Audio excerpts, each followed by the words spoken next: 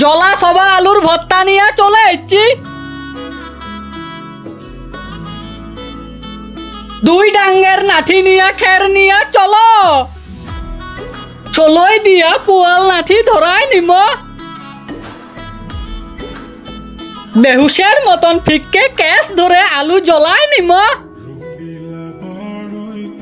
পিয়াজি ধনিয়া পাতা ঝিরি ঝিরি পাতলা করে কাটে নিম। কালা ছাই আংরা থেকে সবা আলু গিলা বাইর করে নিম। গড়গড়া কেলার পাত নিয়া নামে আলু গিলা ছাই ফেলাই ধুইয়া নিম। চাইর হাতে ধরে আলু গিলা আউলাই নিম।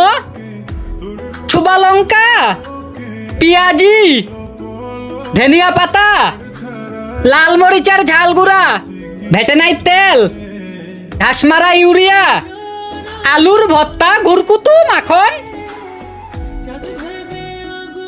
ছবা আলুর ভর্তা খাওয়া দাওয়া শুরু।